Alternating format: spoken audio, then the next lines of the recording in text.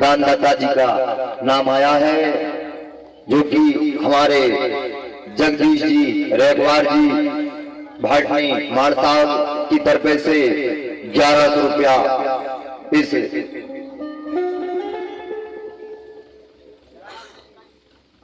1121 रुपया आया है। बहुत बहुत धन्यवाद। भगवान सदा कृपा बनाए रखें। बोली वृंदावन भाई लाल की जय। नारद जी इसी प्रकार से इस मंत्र का स्मरण करते रहे। इसी मंत्र में उन्होंने भाव रखा और श्रद्धा रखी। इस मंत्र का स्मरण करते महाराज चलते फिरते भगवान का नाम संकीर्तन करते। महाराज कोई सा भी मंत्र होता है ना, उसके जपते जपते उस मंत्र वह सिद्ध हो जाता है। नारद जी कहते हैं मेरी मां ने मरने के बाद वह इसी प्रकार से एक समय वह गौ धोने के लिए मेरी मां शाम की टाइम गई। मेरी मां के लिए अकस्मात सर्प ने डस लिया और मेरी मां का प्राणांत हो गया।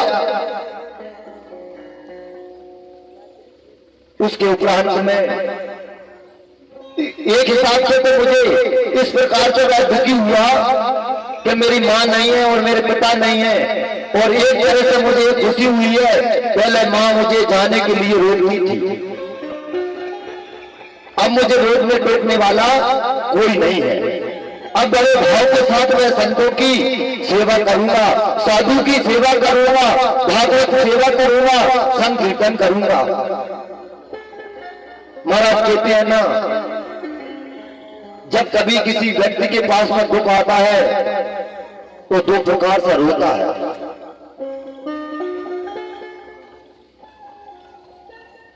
जब व्यक्ति के पास में दुख आता है तो उसकी नेत्रों से गर्म आंसू निकलते हैं, और जब सुख में भी रोते हैं लोग तो वह ठंडू आंसू निकलते हैं, ठंडे। तो कहने लगे महाराज आज बहुत बड़ी कृपा हो गई है, अब मुझे संतों की सेवा में लगूंगा, संतों की मैं बड़े भाव के साथ में सेवा करूंगा। इसी प्रकार से नारद जी बोले मेरी आंखों से वह आंसू तो निकलते हैं, मेरी मां मुझे छोड़कर चली गई, इसका कष्ट है, ठंडे आंसू इसलिए निकले मुझे, वन में जाने से अब कोई रोक नहीं सकता। सीधा मैं उत्तराखंड की ओर चला गया। परमात्मा की कृपा मुझे समझ में आ गई। उत्तराखंड में मैं जाकर बद्रीनाथ के धाम में पर्वत में एक बार गुफा है, वहां पर मैं संतों के बीच में रहने लगा, और जो मुझे नारायण ने जो मंत्र दिया था उस मंत्र का मैं स्मरण करने लगा। ऐसा आनंद आया महाराज उस मंत्र में, कीर्तन ऐसे ऐसे मैं तन्मय हो गया, मेरे हृदय में गोविंद की बात प्रकट हो गए। लेकिन व्यास जी ने एक क्षण में झांकी मेरे अंतर में देखी और एक क्षण में अंतर ध्यान हो गई। बड़ी जोर से वह रोने लगा, आकाश वाणी है बेटा, अभी तुम्हारे संस्कार शेष है और इस जन्म में मुझसे मिलना संभव नहीं है। सारी सृष्टि जब प्रलयकारी समुद्र में डूब जाएगी, दुनिया जब प्रलयकारी समुद्र में चली जाएगी और मेरी भाई मृत्यु हो गई, अब मैं अपना सारी सृष्टि का सृजन हुआ है। देखो संत की कृपा देखो महाराज, सत्संग की कृपा देखो, ये संतों का ही तो आशीर्वाद है। आज मैं व्यास महाराज तुम्हारे सामने उपस्थित हुआ हूँ। यदि संतों की कृपा नहीं होती तो मैं आपके सन्निधि में कैसे उपस्थित होता।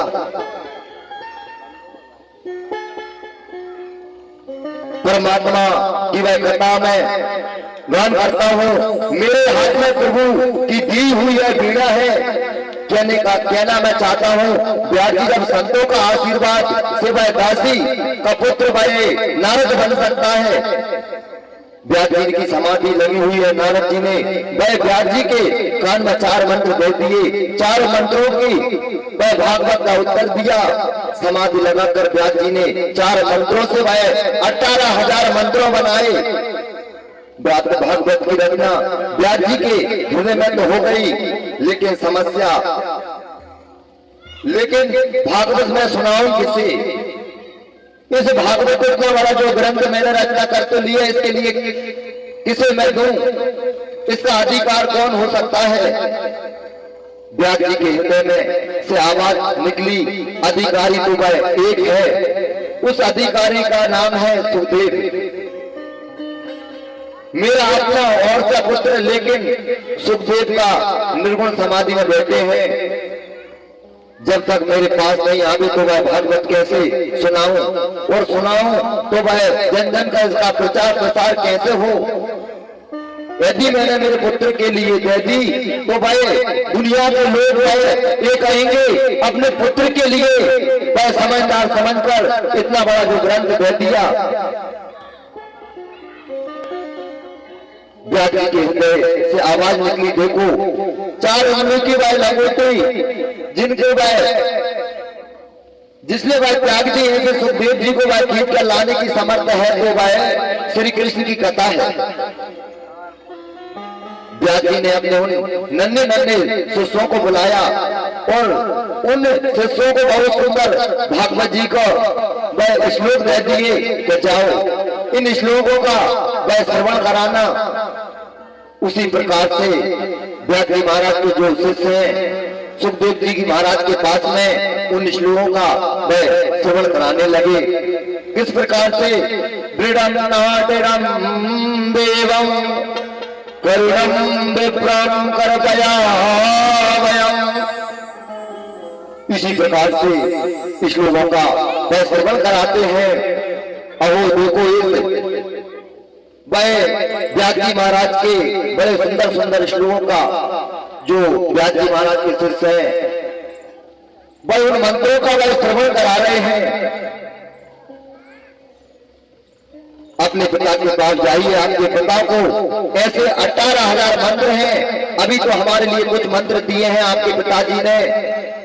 आप पिताजी के पास में जाइए। सुखदेव जी बड़े प्रसन्न हो गए और समाधि में बैठ गए।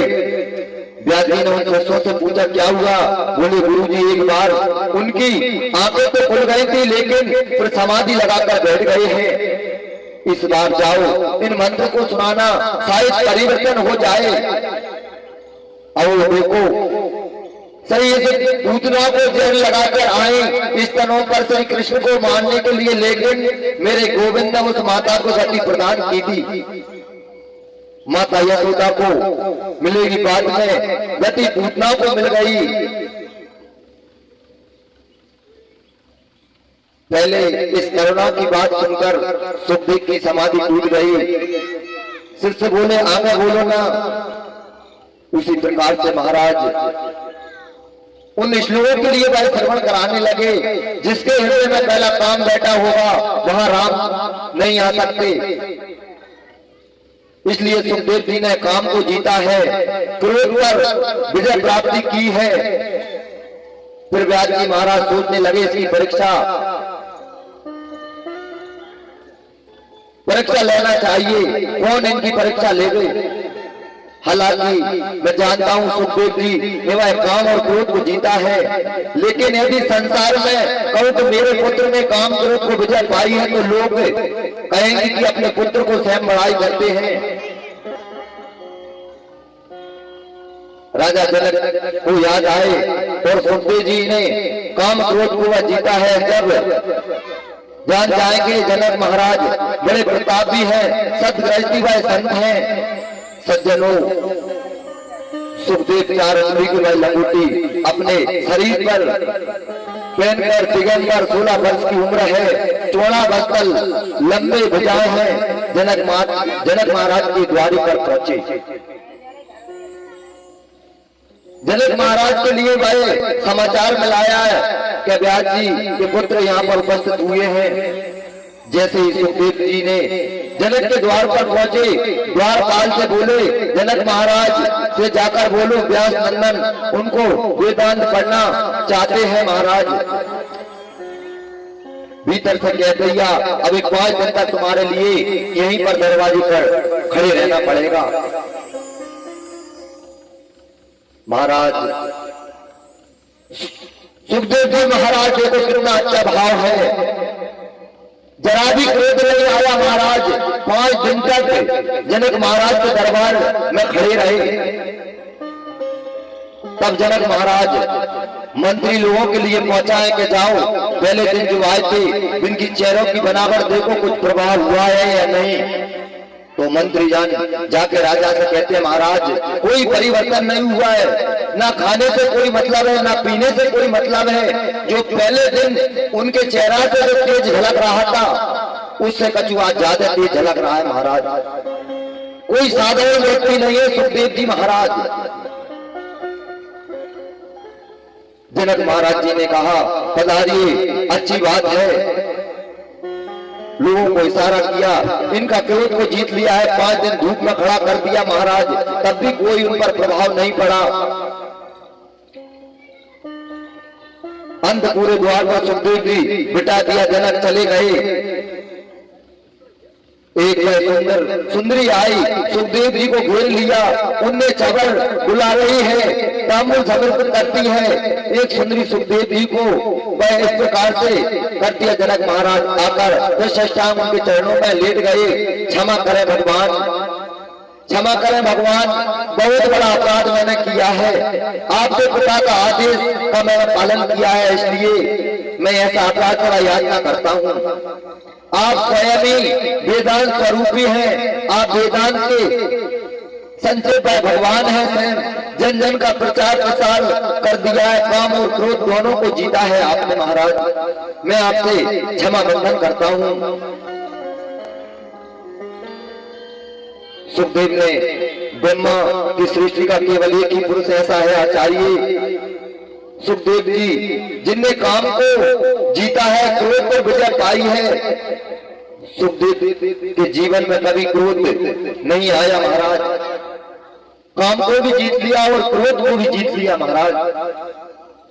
सुखदेव जी के भाई गले में से लगाए हुए बोले, अधिकारी सिद्ध मिल गया है महाराज। इसी प्रकार से महाराज परीक्षा में वो पास हो गए हैं और कोटनी पहनते हुए श्रीमद् भागवत का अध्ययन कराए। भागवत को वह पढ़कर सुखदेव गदगद हो गए। तो महर्षि परीक्षित जी ने जब 7 दिवस में वह मृत्यु का श्राप मिला और कोई निर्माण नहीं कर पाए, केवल 7 दिन में ही परीक्षित जी को मोक्ष कैसे मिले। तब वह आदरणीय सुखदेव जी परीक्षित जी को वह सभा में आए, ऐसी भागवत सुनाई सज्जनों। परीक्षितों को वह 7वें दिन परीक्षित के लिए विमान आ गया। परीक्षित जी वह वैकुंठ की ओर चले गए। सोनकादिक ऋषियों ने पूछा, परीक्षित जी कौन है, किसके पुत्र हैं और 7 दिन मरने का श्राप उन्हें क्यों मिला। सूत जी ने कहा, परीक्षित का जन्म का प्रसंग मैं आगे सुनाऊंगा, क्योंकि मैं परीक्षित का जन्म अवस्थित नहीं समझता हूं, लेकिन सुनाऊंगा जरूर। क्योंकि परीक्षित का जन्म कथा श्री कृष्ण कथा उदय होती है। जिन मानव की कथा परमात्मा से संबंध जुड़ जाए, उस मनुष्य की वह कथा का परमात्मा की कथा जुड़ जाए, उस मनुष्य की कथा परमात्मा की वह कथा कम नहीं होती। इसलिए मैं तुम्हें सुनाऊंगा जरूर। कौरव पांडवों का जब युद्ध चल रहा था, सभी कौरव मारे गए, कौरव केवल एक ही बचा, वो दुर्योधन। आदरणीय भीमसेन ने अपनी गदा का प्रहार से भाई दुर्योधन की जंघा को तोड़ दिया। एक बार पर गिर रहा है और अद्भुत मौत का जब मृत्यु हो जाए, कौन जाने उनकी परिस्थितियां बन गई। दुर्योधन बड़ा ही कौरव गुरुदेव के पुत्र अश्वत्थामा है। अश्वत्थामा ने आकर कहा कि हे मित्रवर, तुम्हारी दुर्गति किसने की है। कहा कि मित्र, 5 पांडवों को मारकर लाओ, कैसे भी लाओ, 5 पांडवों को मारकर लाओ, मैं समझूंगा तुम मेरे परम मित्र हो। अश्वत्थामा ने कहा, मित्र तुम चिंता मत करो, तुम जैसा कहते हो मैं वैसा ही करूंगा। महाराज, जिसका रक्षक मेरे गोविंद है, उनका बाल बाचा कोई नहीं कर सकता है। जिस पर परमात्मा की कृपा हो तो उसका कोई कुछ नहीं बिगाड़ सकता है। रक्षक जिनके गोविंद है, कन्हैया है, जिनके रखवाला उन्हें कोई नहीं मार सकता है। 5 पांडव तान दुपट्टा सो रहे हैं और मेरे गोविंद छड़ी लेकर रखवाली कर रहे हैं। अर्जुन को नींद खुली और देखा कि गोपाल आप सोए नहीं, क्या बात है, क्यों जागरण कर रहे हो? कृष्ण ने कहा तुम्हारी नींद आ रही है, तुम बढ़िया से बहे। अर्जुन बोले जीवन में बगडोर जब आपने सौंप दी है तो हमें किस बात की चिंता हे गोविंद। लेकिन मैं कहता हूं इस स्थान पर तुम्हें नहीं सोना चाहिए। 5 पांडवों को श्री कृष्ण दूसरे स्थान पर ले गए और द्रौपदी के 5 पुत्रों वहीं पर सोते रह गए। सोते हुए द्रौपदी के 5 पुत्रों को अश्वत्थामा ने वह 5 पांडवों को समझकर मार दिया। महाराज दुर्योधन ने कहा ये तुमने क्या कर दिया मित्र, तुमने 5 पांडवों को मार दिया। अश्वत्थामा बोला मैं तो 5 को सिर लाया हूं, 5 का मैं सिर लाया हूं। अरे मित्र तुमने ये क्या कर दिया है? जैसे ही प्रकाश ने 5 को सिर देखा दुर्योधन ने कहा अरे मित्र तुमने ये क्या कर दिया? मैंने तो तुम 5 पांडवों को मारने के लिए कहा था, तुमने तो वह द्रौपदी के 5 पुत्रों को मार दिया है। हमारे वंश को तुमने खत्म कर दिया है, हमारे वंश में तुमने और तो और पाने देने वाला भी नहीं छोड़ा। बड़ा पश्चाताप करने लगा है, हाहाकार से वह पश्चाताप कर रहा है। एक पुत्र बचा था वो मेरा वो मृत्यु को प्राप्त हो गए। अरे ये 5 द्रौपदी के बेटे बचे थे उनको भी मार दिया। रोते रोते दुर्योधन जमीन पर गिर पड़ा, उसका प्राण हो गया। बोली वृंदावन बिहारी लाल की।